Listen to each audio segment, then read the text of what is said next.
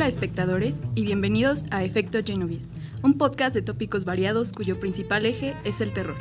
Hablaremos de películas, música, crimen real, misterios, demonios y fantasmas. Yo soy Miroslava Villaseñor y hoy nos acompaña un invitado muy especial, Fernando Alcalá. ¿Cómo estás, Fer? Hola Miros, ¿cómo estás? Muy contento de estar aquí contigo. Gracias por invitarme. No, gracias a ti, me da gusto que estés bien. Para quienes no lo saben, Fer hizo la pieza musical que acompaña este podcast. Este es su momento de aplaudir. Oye, Fer, cuéntanos, ¿cuál es tu película de terror favorita? No sé, creo que no tengo una película de terror favorita. Un género complicado. Sí, es que siento que las películas de terror en general son muy malas. Digo, hay sus excepciones, claro, hay unas películas que son muy buenas, ¿no? Pero no creo que poder escoger una película de terror. Sin embargo, creo que acabo de ver una película muy buena que podría ser más bien una recomendación, que se llama Candyman, que está ahorita en cines. Bueno, al momento de grabación de esto está en cines. Entonces creo que vale la pena que la vean. No diré que es mi favorita, pero es una buena recomendación. Sí, justo me parece que es un remake, ¿no? De una película que salió hace como 1000 años. 1000 años en los 80. Bueno, pues de los 80 acá ya un ratito, ¿eh? Pero no, según yo, no, por lo que tengo entendido, no es un remake, sino es como como una continuación de esta película. Entonces también eso como que le da un toque interesante. Excelente, ya saben que pueden ir a ver al cine si no tienen nada que hacer. Vamos a darle inicio a este caso. Había una vez un hombre de mucho dinero que poseía muchas casas en la ciudad y en el campo. Tenía mucho oro, vajillas de plata y carrozas doradas. Sin embargo, tenía un gran defecto. Era un cerdo capitalista. No es cierto. Tenía una larga y tupida barba de color azul. Por esta razón, ninguna mujer quería estar cerca suyo. Un día, le pidió a una de sus vecinas desposar a una de sus 2 hermosas hijas. Incluso, le dio la opción de elegir cuál. Muy amable el señor. Sin embargo, pues ninguna de las 2 muchachas se sentía capaz de aceptar como esposo a un hombre que tuviera la barba azul. Y eso no era todo. Tampoco les gustaba porque ya se había casado varias veces y después de un tiempo las esposas desaparecían. Sabiendo esto, Barbazul ideó un plan. Llevó a las 2 chicas, a su madre y a 4 amigas a una de sus casas en el campo. Ahí se quedaron todas las noches durante 8 días, en los cuales Barbazul las llenó de regalos, festines y paseos. Esto hizo que a la menor de las hermanas ya no le pareciera tan azul su barba y además pues le empezara a caer bien. En cuanto volvieron a la ciudad, se casaron y pasado un mes, Barbazul salió de viaje. Le dijo a su esposa que se iría al menos por 6 semanas, pero que por favor se divirtiera, que invitara a sus amigas, que fueran al campo y que comieran muy bien. Al irse, le dejó todas las llaves de la casa y le dijo que tenía libertad de abrir y cerrar lo que quisiera, a excepción de una pequeña puerta en lo más recóndito de la casa. Incluso, le dijo que si llegaba a abrirla, padecería los estragos de su cólera, y con esta advertencia se marchó. Enseguida llegaron las amigas y todas se pusieron a explorar la casa, pero la esposa de Barbazul no se divertía. Tenía una gran urgencia por saber qué se escondía detrás de la puerta prohibida. Se acercó a la puerta y con las manos temblando, la abrió. Al principio no vio nada, porque las ventanas estaban cerradas, pero después de forzar un poco más su vista, notó que el suelo estaba cubierto de sangre, y al alzar la vista descubrió horrorizada los cadáveres de las anteriores esposas de Barbazul, colgadas en las paredes y en el techo. En su impresión, dejó caer la llave al suelo y ésta se manchó de sangre. Rápidamente cerró la puerta y volvió con sus amigas, sin contarles lo que había visto. Intentó limpiar la sangre, pero la mancha aparecía de nuevo todas las veces, ya que era una llave encantada. Esa misma noche, Barbazul regresó de su viaje. Su esposa hizo lo posible por mostrarse tranquila y feliz por su repentino regreso. Sin embargo, al día siguiente Barbazul le pidió las llaves de vuelta. Al notar que la llave de la puerta prohibida estaba cubierta de sangre, explotó en ira y amenazó de muerte a su esposa, quien le suplicó que al menos le diera tiempo de encomendarse a Dios. Barbazul accedió. En ese momento recibió la visita de su hermana y ambas subieron a la parte más alta de la casa. Ahí mantuvieron su atención en la colina, pues sabían que sus hermanos irían a visitarla. Barbazul estaba desesperado y le gritaba para que bajara, mientras sostenía un enorme y afilado cuchillo. Los hermanos no se veían llegar y Barbazul irrumpió en la habitación, la arrastró por las escaleras y estuvo a punto de cortarle la garganta cuando llamaron a la puerta. Al ver lo que sucedía, los 2 hermanos empuñaron su espada contra Barbazul, quien murió atravesado por ambas espadas. Así, toda la riqueza pasó a manos de su esposa, porque no tenían ningún heredero. Ella se encargó de casar a su hermana con un gentilhombre, les compró cargos a sus hermanos, quienes se convirtieron en capitanes, y ella misma se casó con un hombre apuesto y muy honesto. Y bueno, ese fue el capítulo de hoy. Gracias por escucharnos. No es cierto, este fue solo el preámbulo de la historia de hoy. Esta historia es un cuento infantil de 1697 que está en una recopilación de cuentos de hadas hecha por Charles Perrault y titulada... Perrault, sí, estuve practicando mucho, ¿eh? Hoy vamos a hablar mucho francés. Y titulada Los cuentos de Mamá Oca, donde también se encuentran las historias de Pulgarcito, Caperucita Roja, El gato con botas y La Bella Durmiente, por nombrar pues, como los más populares, ¿no? Los que conocemos por los hermanos Grimm. Pues muchos de estos cuentos o fábulas están hechos para leccionar bajo el esquema moral de la época y en realidad no podemos decir que se hayan basado pues, en sucesos reales, ¿no? Hablando de Pulgarcito, por ejemplo. ¿Cómo que Pulgarcito no existió? Mira, yo mido unos 50, no sé qué no sé qué se necesite para ser considerado Pulgarcito, pero no podemos decir que pues, sean sucesos reales, pero este no es el caso de la historia de Barba Azul, ya que esta historia está inspirada en Gilles de Rais, el asesino de la Edad Media, o sea, el asesino.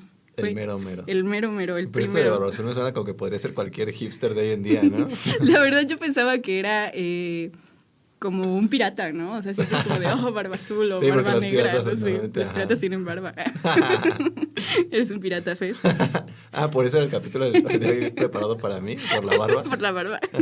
Para quien no nos estén viendo. Bueno, ya lo verán en el flyer, ¿no? Pero Fer tiene una gran barba.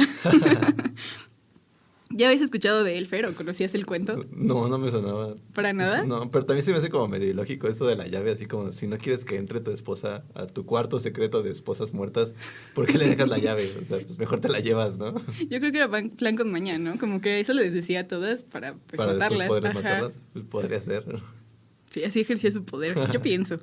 Bueno, este cuento yo lo conocí como hasta los 16 o 17 años, gracias a un fanzine escrito por Lola Horner y Ave Barrera, en el cual toman algunos cuentos clásicos y los convierten en notas rojas sobre la violencia que viven las mujeres y también toman noticias reales de feminicidios y las narran a manera de cuento.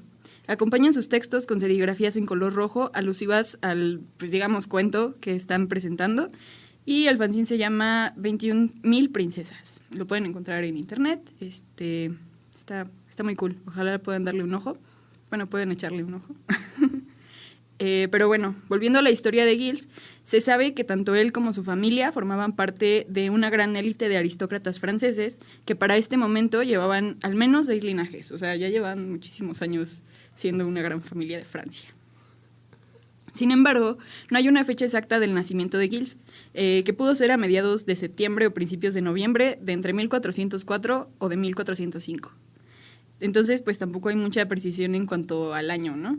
Digo que igual era como común para la época, ¿no? Sí, bueno, justamente en esa época como previa al Renacimiento, como que, o bueno, que apenas iba a entrar, como que nada se registraba, realmente todo era así como de, sí, pues alguien nació ahí, pues sí, ya denle un hacha y pónganlo a talar árboles ya. Viene otro. Sí. Bueno, él nace en el castillo de Champtous. Perdón a los compañeros y compañeras de Relaciones Internacionales. Eso es todo lo que puedo hacer con el francés. En la Torre Negra, en la región de Bretaña. Sus padres no eran precisamente amorosos, ni siquiera entre ellos. De hecho, no se querían ni se casaron porque su matrimonio fue arreglado prácticamente pues, desde que nacieron, que también era una práctica muy común para la época. Y pues Gilles tuvo un hermano llamado René, quien era 4 años más chico. Ambos fueron criados por nodrizas, por nanas y demás gente que habitaba en el castillo, excepto, claro, por sus papás. Cuando Gilles tenía 9 años, su papá, un hombre grande, fornido macho alfa, pecho plateado, sufrió un accidente mientras cazaba, porque claro, todo hombre de la época tenía que cazar. Unga punga. Le disparó una flecha a un jabalí y se interna en el bosque. El papá de Gilles se adentra solo a buscar al animal. Iba acompañado por Gilles y por más gente, ¿no? Del castillo. Sí, como todos estos grupos de cacería, ¿no? Ajá. Entonces, pues no, él dice, no, yo soy un hombre fuerte, unga punga, no carne. Necesito hombres que me cuiden. Exacto. Y cuando lo encuentra, el jabalí usa sus últimas fuerzas para embestirlo y enterrar sus colmillos en el estómago del cazador, sacándole las entrañas. Se dice que Giles vio morir a su padre cuando salió del bosque. Poco tiempo después, su madre también fallece. No hay como registro de qué le pasó, pero pues que se muere después, ¿no? Entonces, su abuelo materno se encarga de terminar de criar a los 2 hermanos. El abuelo era un hombre poderoso y soberbio. Tenía contacto con el ejército francés y los gobernantes. Entonces, pues los niños, en ese entonces de entre 11 y 7 años, empiezan a adoptar estas actitudes soberbias de desprecio por la vida y de desprecio pues, por la gente. Además de vivir episodios de violencia por parte de su abuelo, que pues obviamente era un hombre otra vez. Sí, pues después de lo que pasaron, no es como que vayas a andar así como de, muy fresco el pana. Los hermanos en realidad no tenían límites. Si bien tenían que obedecer al abuelo, en general podían hacer pues lo que quisieran. A los 14 años, Gil fue proclamado caballero, lo que quería decir básicamente que estaba listo para ir a las batallas entre pueblos y matar güeros. No, pues gracias. Suficiente madurez. Se dice que Giles, a la edad de 15 años, cometió su primer asesinato, cuando le rajó el cuello a un amigo suyo, pero se desconocen las condiciones exactas de ese suceso y si en realidad como que fue real o fue como un crimen de guerra, por decirlo de alguna forma. Estaban jugando a las espaditas. Ajá, se les pasó la mano. X son chavos. Y a los 25 años fue nombrado mariscal de Francia, no mariscal de campo. Yo creo que todo sueño hay mucha diferencia. Todo el sueño de un morro es que lo nombren mariscal de campo, pero no, en este entonces. Morro de gringo, ¿no? Así de película, Sí. teenager. Aquí eres un galán cuando te nombran mariscal de Francia, ¿no? Este es un rango militar concedido a los generales por sus excelentes logros. Y pues era de los rangos más altos de Francia. Y de hecho solamente hubo 6 mariscales como que hasta ese momento, ¿no? Así fueron pasando los años y su abuelo le recomendó a Guillermo Lermillier. ¿Qué? Sí, exacto. Vamos a decirle, no sé, Memo. Guillermo. Aún allegado al duque de Bretaña, Juan V, como consejero para sus estrategias militares, sus relaciones políticas y finanzas. O sea, él dijo así de, oye, mi nieto sabe hacer cosas, sabe cosas. Échale la mano. Sí. Sí, palancas desde tiempos inmemorables. Claro. Y así Giles consiguió trabajo con los meros gobernantes, talacheando desde abajo, claro ejemplo de que los pobres son pobres porque quieren. Lo que sí es que poco a poco va avanzando, gracias obviamente a sus contactos y a su sadismo en el ámbito. Sabía cosas. Y a que sabía cosas. No olvidemos que era un hombre inteligente. Avanza en el ámbito político-militar, porque obviamente para ser un militar reconocido y en este caso un político de la época, pues sí tenías que ser un feroz combatiente, ¿no? En la guerra. Unos años después, ya un poco más establecido, Giles rapta a su prima para casarse con ella, lo que en realidad era muy común para la época, porque así preservaban la pureza del linaje. ¿Pero de Francia o del norte? Exacto, ¿no? En Celaya y Monterrey siguen siendo cosas que pasan, pero bueno, cada quien. La familia de su prima poseía muchísimos castillos. Entonces, cuando su suegra tía se casó por segunda vez, Giles y su abuelo la raptan y la encierran, dándole de comer únicamente pan y agua, hasta que le cedió todos los terrenos, castillos y cosas de valor que poseía su familia. O sea, primero se casó con su prima porque dijo, pues de aquí me va a tocar como herencia, pero cuando la señora se vuelve a casar, pues es como de, ya no me va a tocar tanta herencia. A menos que... Ajá. Entonces, el marido de la suegra tía, sus hermanos... Es que ni siquiera hay registro de los nombres, ¿sabes? O sea... Sí, como que imagino nada más tal vez de repente alguien encontró algún árbol genealógico y sí. Dijeron, sí, suena como que es su suegra tía. El marido de la suegra tía, sus hermanos y amigos intentaron rescatarla en varias ocasiones, pero terminaron encarcelados por el abuelo, porque aparte, pues, todas las influencias del mundo, ¿no? No hay más datos de esta primera esposa de Giles ni de la suegra tía, pero sí se sabe que todos quienes intentaron ayudarlos fueron encarcelados y murieron en prisión, y que Giles y su prima tuvieron una hija de la cual pues ya no se menciona más como en su vida. Entonces supongo que tampoco era un padre muy allegado. Ahora recordemos que Giles nació en el contexto de la Guerra de los 100 Años. Este conflicto entre Francia e Inglaterra, que duró de 1337 a 1453, que en realidad fueron como 116 años. Sí, pero... es el típico chiste de ¿cuánto duró la Guerra de los 100 Años? Y en este mismo contexto es que entra la peste negra. En 1429, habiéndose ya ganado un lugar mucho más allegado a los reyes y gobernantes de la época, Giles conoce a Juana de Arco, uno de los personajes más importantes y representativos de la Guerra de los 100 Años, por haberse disfrazado de hombre para combatir y que pues es asesinada en la hoguera. Podríamos hacer otro episodio dedicado a ella, si es que es algo que les interesa. Háganoslo saber en los comentarios de YouTube. Interactúen, por favor. Ayuda. Sí, no nos dejen morir.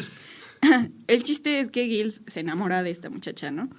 Y voy a citar cuáles fueron sus primeras impresiones, porque lo escribió en su diario, obviamente. Como buen macho. Sí, lo voy a leer con voz de hombre. Cuando la vi por primera vez, esa es mi voz de hombre. Cuando la vi por primera vez, parecía una llama blanca. Fue en Chinon, al atardecer, el 23 de febrero de 1429. Desde el principio fui su amigo, su campeón. En el momento en que entró en aquella sala, un estigma maligno escapó de mi alma y ante el escepticismo de la corte, yo persistía en creer en su misión divina. En presencia de ella y por ese breve lapso, yo iba en compañía de Dios y mataba por Dios. Al sentir mi voluntad incorporada a la suya, mi inquietud desapareció. Y Juan de Arco, sí, fórmate campeón. Me gustan las morras, vato. Güey, ni te topo. Siéntate y a esperar. Sí. O sea, esa fue su excusa para matar a quien se pusiera en su camino y ya era su misión, ¿no? Sin embargo, pues dicen que cambió como su forma de ser, o sea, de ser como súper soberbio y matar por matar y así, como que ya no era tan soberbio, pero sí mataba por matar, pero pues él decía que era su misión, ¿no? Tenía un propósito. Por el poder del amor. Sí. Oh. Se dice que después de conocerla, pues cambió mucho, incluso llegó a ser paladín y capitán del ejército de Carlos VI. Tiempo después de este primer encuentro con Juana de Arco, ella es capturada y condenada a la hoguera, el 31 de mayo de 1431. Se cree que Guille, como le quieran decir. Memo. El Guillermo, no, Memo era el otro, su jefe. Sí, Intentó ayudarla moviendo algunas de sus influencias, pero todo fue en vano. Después de la muerte de su amigue, Giles abandona su vida militar y regresa a sus castillos a disfrutar de la vida de hombre rico blanco. Pobrecito. Sí, no, la depresión. Y así hasta que se le acaba el dinero y comienza a irse a la ruina. Para recuperar un poco de dinero, empieza a hacer fraudes con contratos. Hace tratos con mercaderes y usureros, pero así como le llegaba el varo, pues así se lo gastaba. En 1443 vendió su última propiedad, además de la casa donde vivía. Ya no tenía dinero y sus créditos con los usureros se habían agotado. Al no tener amigos, decide encerrarse en su biblioteca, llegando a ser estudioso de la alquimia y pensando en poder fabricar el oro que le faltaba. Me lo imagino como Bella, así como de La Bella y la Bestia, así como hasta bailando en sus libros, ¿no? Todo encerrado, todo solito en su casa, pero sí acá... Cuidando su última moneda de plata, ¿no? De plata. Su último escudo, porque creo que así le llamaban como a la moneda en sí, ese como tiempo. tipo reales o cosas así, ¿no? Monedas bien raras. Ok, entonces se encuentra con un alquimista italiano llamado Francesco Peralti, quien le decía que sabía la forma en la que se podía hacer oro y crear la piedra filosofal para tener dinero siempre. Obviamente este güey era tremendo embaucador, ¿no? ¿Cómo? No, yo compré una así ayer. Oh. Y pues el morro en su depresión por la pérdida de su amiga y su fortuna, pues le cree y empieza a indagar más, no solamente en la alquimia, sino también en el ocultismo y la magia negra. Es así que empieza a llevar a cabo rituales que incluían sacrificios humanos y aparece la primera víctima oficial de Giles. Un niño pequeño al que degolló, le cortó las manos, le extrajo el corazón y le sacó los ojos. Con la sangre de la víctima escribía libros de conjuros y fórmulas para invocar al diablo. Uy, qué hostil. Qué divertido, güey. ¿Cuál es tu pasatiempo? Sí, oye, ¿cuál es tu hobby? Mejor no te digo. En su perfil en Tinder, ¿no? Así de, disfruto de la compañía de los niños. De los pasos por la tarde y de degollar niños. A partir de ese momento, todos los niños que vivían por la zona comenzaron a desaparecer misteriosamente. Por las calles de los distintos pueblos y comunidades podían escucharse los lamentos de los padres que buscaban desesperadamente a sus hijos. Después de matar a centenares de niños, Giles comenzó a frustrarse porque el demonio no se le aparecía. Yo creo que porque no tenía como el anillo de Josué, ¿no? Antes no existía Juan Ramón Sáenz. Sí, le faltaba hacer así como algún tipo de círculo o algo así, alguna reliquia mágica. Sí, le faltaba la abuelita. No era con niños, era con abuelitas. Además de esto, tampoco era capaz de transformar el metal en oro y su pasión por este hobby se fue poco a poco apagando. Aunque descubrió que le interesaba más esto de torturar, violar y matar a niños, así que no perdió la esperanza y le entró de lleno a su nuevo pasatiempo favorito. Tenía preferencia por niños varones de entre 7 y 14 años. Sus modus operandi era el siguiente. Se excusaban que había sido un gran guerrero, mariscal de Francia, y que había peleado junto a Juana de Arco para convencer a las familias de sus víctimas posteriores de que podía educar a sus hijos en el extranjero. En caso de que los niños estuvieran en casa, solo se los llevaba y se ahorraba como el discurso, ¿no? Y que no estuvieran los papás, obviamente. Sí, ya nada más así como de, te va a llevar el ropavejero, ¿no? Oye, ¿está tu papá? No, ahora. Bueno, vente. Men. Incluso cuando los niños mendigos se acercaban a su propiedad a pedir limosna, atraídos por la fama y generosidad de Giles, éste los tomaba y encerraba en el sótano del castillo. Cuando los niños no eran de su gusto, los desnudaba, amordazaba y violaba para después desmembrarlos vivos poco a poco. Algunas veces les abría el pecho con la daga y bebía el aire de sus pulmones. No sé cómo puedes beber el aire. Sí, no es lo que estaba pensando. Como Helio, ¿no? Háblame así después, como ardillita. A otros les producía pequeñas heridas que iban agrandando poco a poco con sus manos. Cito: me sentía más contento gozando con las torturas, las lágrimas y la sangre que con cualquier otro placer. Esto ya fue como en sus declaraciones, ¿no? Del judicial. Aunque los niños eran sus víctimas preferidas, a veces secuestraba a niñas para hacerles agujeros en sus vientres o gargantas para penetrarlas por esos agujeros y eyacular. Hay un caso donde a un niño le sacó los ojos para penetrarlo por las cuencas vacías mientras seguía vivo y gritaba de dolor. Llega un momento en la vida de todo sádico en donde los gritos de dolor y la tortura no son suficientes. Entonces decide subir un poco el nivel y así Giles comienza a practicar necrofilia. A veces hacía concursos de belleza con las cabezas de los niños, los degollaba y formaba para poder decidir cuál era la cabeza más bella. Cuando elegía al ganador, besaba sus labios llenos de sangre y gracias a esto le empezó a agarrar el gusto al vampirismo. O sea, también se bebía la sangre de sus víctimas. Digo, pues ya para todo lo que andaba haciendo ya... ¿Ya se bebía su sí, aire? Ya, no se me hace lo más raro ¿Qué podría ser? Que podría ser, ajá. Los niños eran colgados de ganchos que se encontraban en la pared. Gritaban y pedían ayuda y Giles fingía arrepentimiento. Los descolgaba, porque pues, los ponía en ganchos, y los arrullaba en sus brazos. Cuando sentía que el niño ya estaba en confianza, sacaba una daga y le cortaba la garganta para luego violarlo, procurando que el niño siguiera con vida durante todo el proceso. Cuando terminaba de violarlo, cortaba su cuello hasta la médula espinal para que el niño muriera asfixiado. Eso se me hace como... Sí. Es demasiado cruel. Sí, es que bueno, todo lo que... O sea, sí, pero eso es como... O sea, ya estás jugando como también pues la tortura psicológica, como, ¿no? Ajá. A veces los golpeaba en la cabeza con garrotes de espinos hasta reventarles el cráneo y que sus cerebros salieran para poder comérselos. Cuando se quedó sin niños para matar, destripó a una mujer embarazada para comerse al feto. La mujer obviamente pues, se murió desangrada. No, pues sí, no creo que le haya ido muy bien. De acuerdo. Ya no hay niños en el pueblo, ¿ahora qué hacemos? Ajá, así de, pruebas de embarazo, ¿no? De acuerdo a los registros de la época, el número de víctimas asciende aproximadamente a 700, aunque es un poco inexacto porque otras fuentes dicen que fueron aproximadamente 200, pero pues que pudieron haber sido más. Sí, pero es que también con lo que decimos de los registros de la época y todo eso, y más que era un tipo que pues tenía como palancas y todo eso hasta cierto punto, pues pudieron haberle quitado un montón de víctimas, ¿no? Sí, pudieron haber sido más de 700, la verdad. Uh-huh. Lo que sí está demográficamente comprobado es que en estos tiempos la cantidad de niños descendió muchísimo en las regiones que visitaba Giles. Pero pues también estaba la peste negra, ¿no? Entonces, no sé. Sí, también pues, podría ocultarse con eso, ¿no? Sí. La gente de las aldeas comenzaron a apodarlo Barba Azul, ya que sí tenía una larga y tupida barba negra con tintes azulados. Yo me imagino que era como estas personas que dicen que tienen los ojos, que tienen los ojos como color miel, pero que si les da el sol, dicen que se ven verdes y que estaba todo el tiempo así, como poniendo su barba a la luz, ¿no? Para que cambie de color. Sí, pasa, ¿no? Así como de que, bueno, nunca he visto una barba azul, pero luego sí pasa que ves así como el cabello o algo así como a contraluz y sí ves como unos tintes de otro color, ¿no? Supongo que era algo así.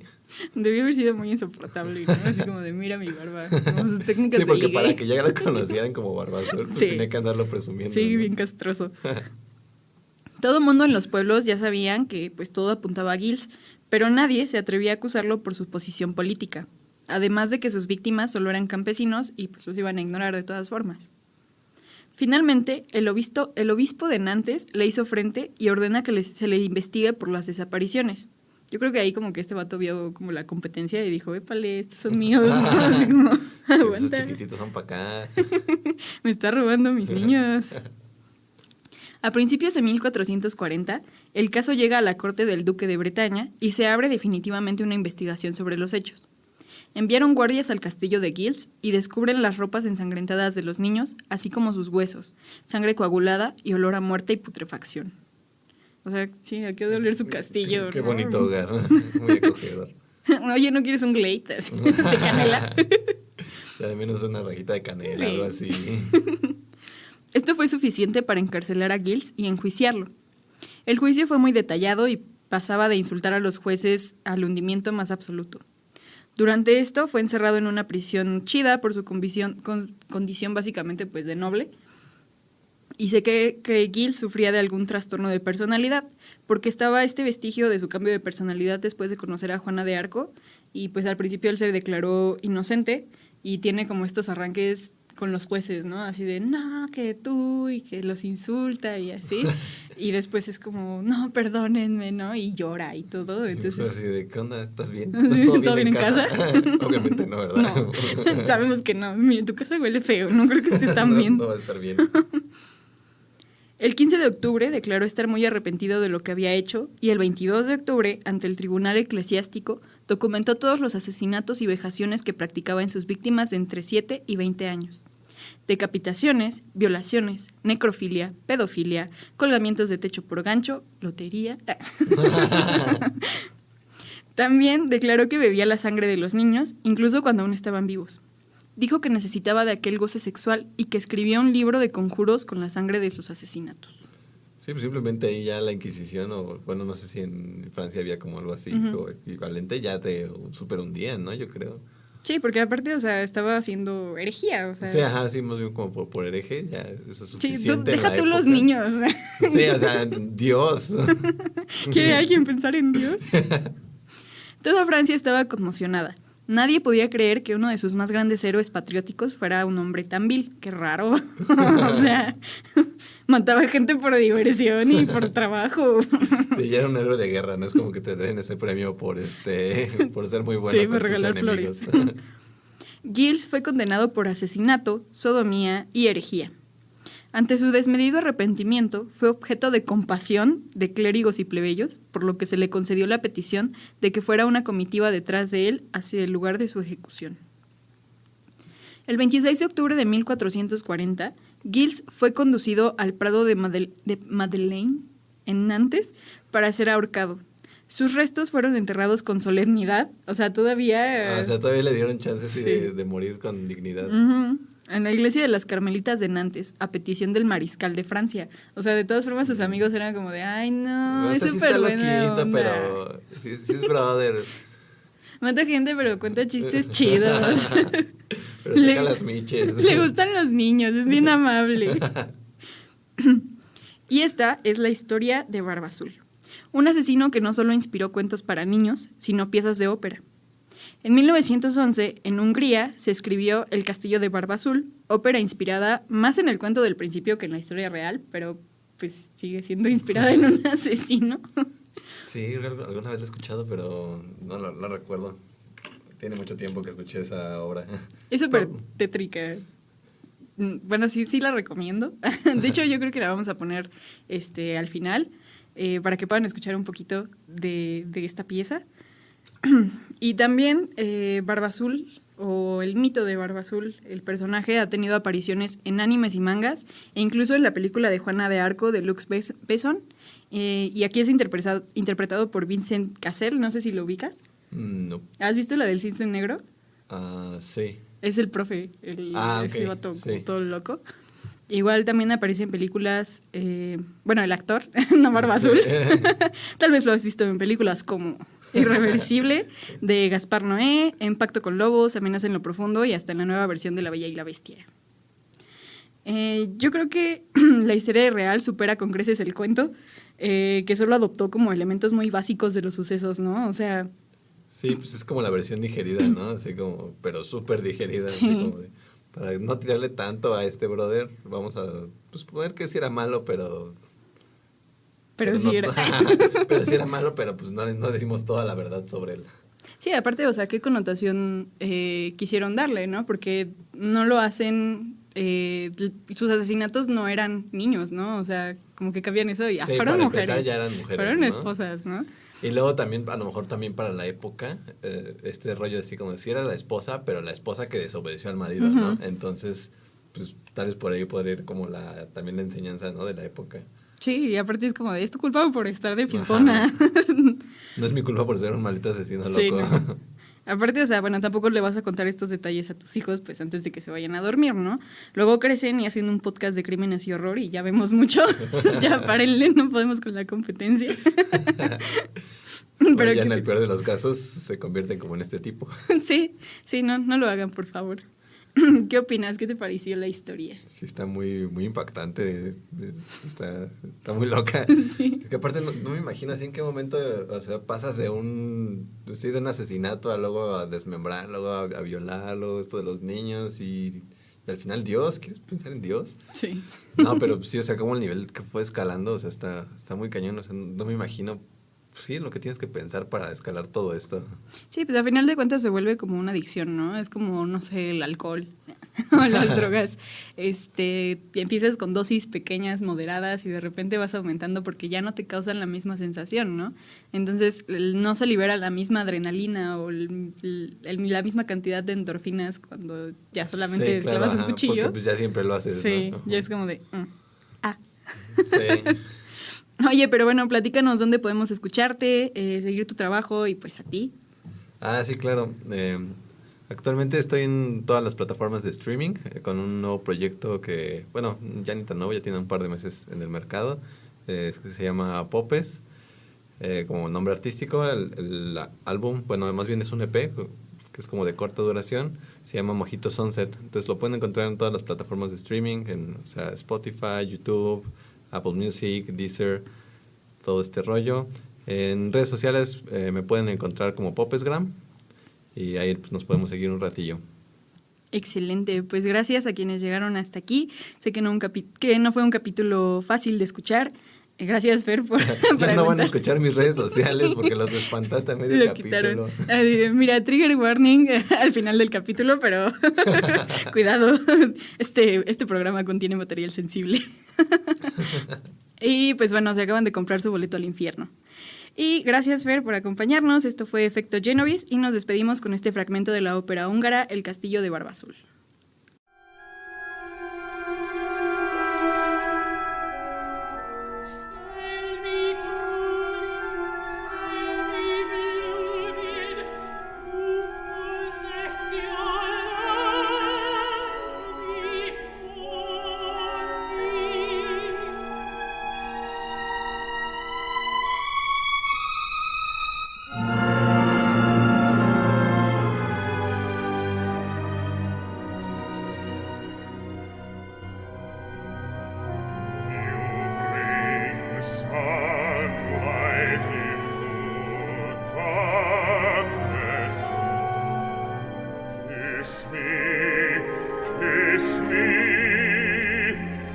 Ask me now.